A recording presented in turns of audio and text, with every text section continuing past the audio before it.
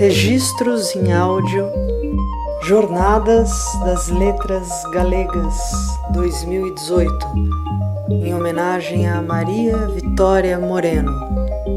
Realização: Programa de Estudos Galegos, PROEG. Evento realizado na UERJ, Universidade do Estado do Rio de Janeiro. Patrocínio: Xunta de Galícia. Mais informações sobre as falas nas descrições de cada link.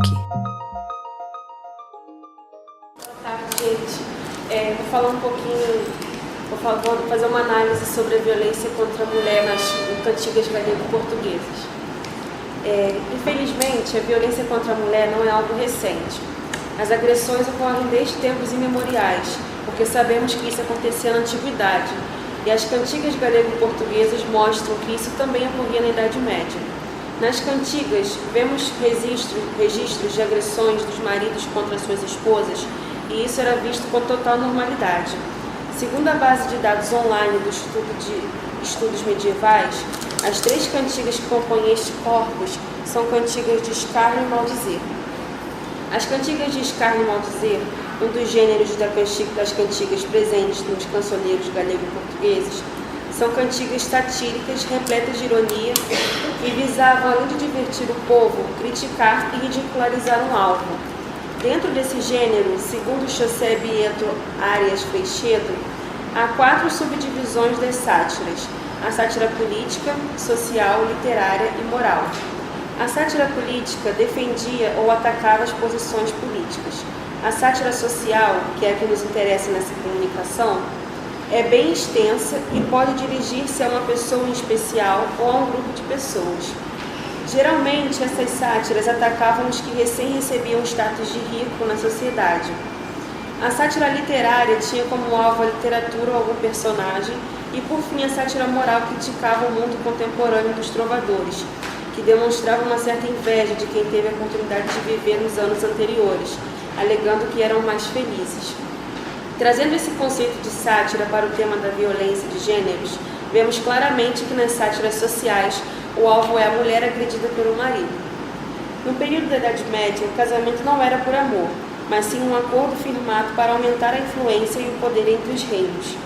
Nos casamentos que ocorriam nas camadas nobres da sociedade, a mulher era apenas uma moeda que era trocada para que a família do noivo e a sua própria fizessem alianças poderosas. Portanto, muitos casamentos eram feitos entre homens e mulheres que sequer se conheciam, e muitas vezes a união continuava apenas por interesse e sem qualquer sentimento de amizade ou amor entre eles. Já nas camadas mais inferiores, tanto na cidade como no campo, as mulheres tinham mais liberdade e não havia um critério específico para as escolhas dos cônjuges. O matrimônio e a maternidade eram 2 pontos fundamentais da Idade Média, porque constava tanto nas leis civis como nas eclesiásticas que a finalidade do casamento era a procriação. Apesar do casamento só significar frondosos benefícios entre as famílias dos noivos, a Igreja propagava que ele deveria, acima de tudo, ser indissolúvel e ser por amor, mas esses argumentos eram pouco efetivos, e os próprios clérigos que abençoavam as uniões davam importância mínima aos sentimentos. Segundo Cláudio Ortiz, início de citação, é certo que a doutrina religiosa não só tentava impor a indissolubilidade da comunhão conjugal, como mostrar também o amor conjugal como fundamento do casamento cristão. No entanto, a procura desesperada por uma definição desse sentimento mostra por si só como o amor pertencia de forma tão pouco natural ao casamento. Os clérigos, confessores e juristas que punham em prática a doutrina concediam, aliás, no amor conjugal uma importância extremamente reduzida. Nem a falta de amor conjugal era reconhecida como razão para um divórcio, nem o amor por si só bastava para fundar um casamento válido. Filhos comuns e fidelidade conjugal constituíam o essencial do sacramento do matrimônio. Todo o resto ficava consideravelmente ao critério da formação dos crentes. Fim de citação.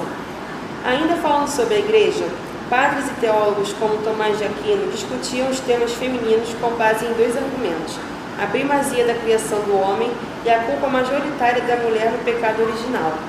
O pensamento da época era de que o homem vem em primeiro lugar e ela em segundo, a partir da costela de Adão. Além disso, ela era considerada culpada pelo pecado original, por ter sido convencida pela serpente e por ter convencido o companheiro a pecar. Antes de começar a análise das cantigas, é necessário expor alguns dos motivos sociais e religiosos que resultavam na agressão. Primeiro ponto. Acreditava-se que a mulher era um ser muito frágil e por isso os homens eram incumbidos de corrigir e vigiar os atos das esposas. Como vimos, a mulher era considerada frágil e por isso todas a consideravam como facilmente tentada pelo diabo, podendo enganar o homem e ser a causa de discórdias e tragédias. Segundo ponto. Ao se casar, a tutela da mulher passava do pai, irmão ou qualquer outro parente homem para o marido, o que dava lugar a abusos, porque ele podia tratar sua esposa como bem quisesse e ela devia obediência a ele. Terceiro ponto. Muitos casamentos eram acordados quando as noivas ainda eram crianças, portanto, elas se mudavam para as casas dos pretendentes e cresciam ao lado de homens que mais pareciam ser seus pais do que maridos. Nos primeiros anos do matrimônio, a relação deles era de pai e filha, porque as meninas ainda não tinham alcançado a idade de procriação. Após essa fase, o relacionamento deles mudava e eles se tratavam como um casal propriamente dito, visto que o marido já estava com idade avançada e a sua linhagem deveria permanecer no mundo. Quarto ponto. Se a mulher não tivesse filhos, ela seria indigna de respeito, sendo repudiada pelo marido e pela sociedade, mesmo que a infertilidade não fosse um problema dela, e o casamento corria um grande risco de ser desfeito, já que o objetivo central da aliança, que é a procriação, não tinha sido alcançado. Último ponto. O adultério da mulher. A pena para as mulheres que cometiam esse ato era mais severa que para o homem adúltero. A pena dependia de cada região, podendo a senhora ser queimada, pagar uma espécie de fiança, receber pena de morte ou ficar a critério do marido o destino de sua esposa. Feito alguns comentários iniciais, comecemos a falar sobre as cantigas. Serão analisadas a seguir as cantigas de Pedro Anês Solás, Pedro da Ponte e Martim Soares. Todas elas falam de violência doméstica e, curiosamente, duas dessas três cantigas repreendem a mulher, ora afirmando que ela fez a escolha errada do marido, ora criticando-a por ter se vingado dele.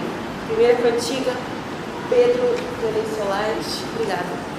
Eu sei lá, dona Velida. Eu sei lá, dona Velida, que a torto foi ferida, cá não amo. Eu sei lá, dona Loada, que a torto foi malhada, cá não amo. Que a torto foi ferida, nunca em seja guarida, cá não amo. Que a torto foi malhada, nunca em seja vingada, cá não amo. Cá se hoje a amiga amasse, mal haja quem na malhasse, cá não amo. Se da amigo sentisse, mal haja quem na ferisse, cá não amo. A cantiga de Pedro Anês Solás fala de uma mulher que é agredida injustamente, e o texto nos permite inferir que é agredida por um homem, e que talvez ela nunca consiga sair dessa situação e que nunca seja vingada porque ela fez uma escolha errada de ter se casado com um agressor, que é ter se relacionado com um agressor. Provavelmente ela se casou com ele e não com Eulírico. Apesar de ter características típicas de uma cantiga de amigo, como paralelismo, a voz parece ser masculina, o que nos faria pensar se esta é uma cantiga de amor ou de escárnio e maldizer. Eu acredito que não se trata de uma cantiga de amor, porque o trovador não exalta a mulher, característica que vemos nas cantigas de amor. Pelo contrário, vemos aqui a mulher sendo considerada culpada por ter sido agredida, porque, segundo a cantiga, se a dona tivesse escolhido ficar com Eulírico, ela não teria passado por isso. Segunda cantiga. Cuidado. Pedro da Ponte. Pois que vós vos cavidar não sabedes. Pois que vós vos cavidar não sabedes, deste marido com que vós sedes, mostrar-vos querer eu como vos vinguedes, dela que vos faz com mau dia viver. Mas à noite vos mando que lhe dedes, pois que vos é o mau dia faz haver. Pois vos deu tamanha valentia de vos vingar, se me creverdes, tia, deste marido que vos dá mau dia, mostrar-vos eu grande direito a prender. Mas a noite lhe dade todavia, pois que vós a mau dia faz haver. Direi-vos eu a negra da verdade, se me acrevedes, e se não, leixade del, que vos dá mau dia, vos vingade, pois vós em Deus deu tamanho poder, pois mais tia, negra noite lhe dade, pois que vos é o mau dia faz haver. Por Deus, tia, que vos fez ser nada? Não se ria, pois, de vós na pousada, este marido que vos tem coitada, porque vos faz mau dia padecer, negra noite lhe dade e escurada, pois que vos a mau dia faz haver. Nesta cantiga, Pero da Ponte diz a dona que se vingará de seu marido, que a fez passar por maus dias. O trovador jura por Deus, que lhe deu a vida, que fará uma grande justiça, fazendo o marido da senhora passar mais noites, porque ele a faz de coitada e também porque a faz padecer durante o tempo que estão ou estiveram juntos. Sobre essas más noites, Manuel Rodrigues Lapa oferece uma hipótese que está explicitada a seguir. Início de citação. Pero da Ponte, talvez em proveito próprio, aconselha uma mulher de suas relações a vingar do seu marido, que a tratava mal. Assim como ele lhe dava mau dia, ela, por vingança, deveria dar-lhe má noite, isto é, deveria furtar-se às suas carícias ou dormir com outra. Fecha aspas. Terceira e última cantiga. Obrigada. Martim Soares. Uma donzela jaz preto daqui. Rúbrica. Esta cantiga fez da escárnio a uma donzela e diz assim. Esta cantiga que se aqui acaba fez Martim Soares a vossa irmã, porque ele fez ela querê-la de um clérigo que desculpe o palavrão, fodia cá a feria. E o clérigo não quis a ela tornar, até que ela foi para ela a sua casa e o trouxe pela sua. Uma donzela jaz preta daqui, que foi ogando aonde ela servir, e não lhe soube da terra sair. E a dona cavalgou e colheu, e Dom Caralhote nas mãos, e tem, pois-lo há preso, cá está muito bem, e não quer dela as mãos o abrir. E pois a dona Caralhote viu, entre essas mãos, que houve em grande sabor, e diz, este é o falso traidor, que Morgano desonrou e feriu. Praz-me com ela, pero trego-a lhe dei, que o não mate, mas tosquia-lhe como quem tosquia falso traidor.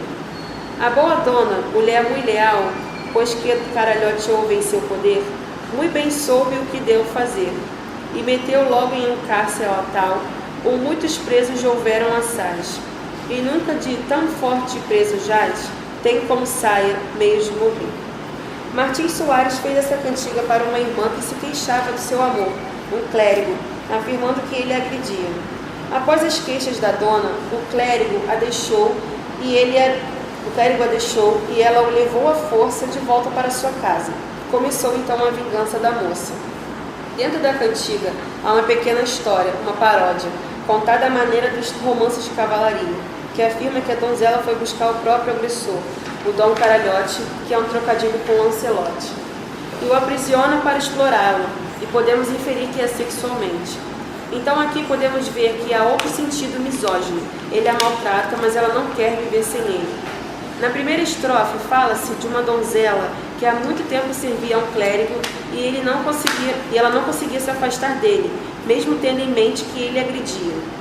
Após o clérigo a ter abandonado, ela conseguiu prendê-lo em suas mãos e na segunda estrofe ela percebeu que é prazeroso vê-lo preso e disse para o povo que é um traidor que agredia. Ela não desejava matá-lo, mas sim explorá-lo até o fim. Na terceira estrofe, a dona prendeu seu marido num cárcere, onde ficavam muitos presos, de forma que ele nunca pudera sair, a menos que morresse. Essa cantiga, assim como a primeira, traz em suas letras acusações às mulheres.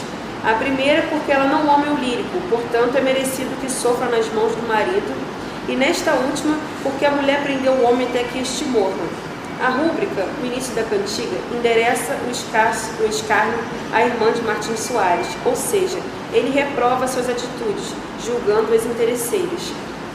Um outro ponto interessante desta cantiga é que Martim Soares começa se referindo a sua irmã como donzela e termina como dona.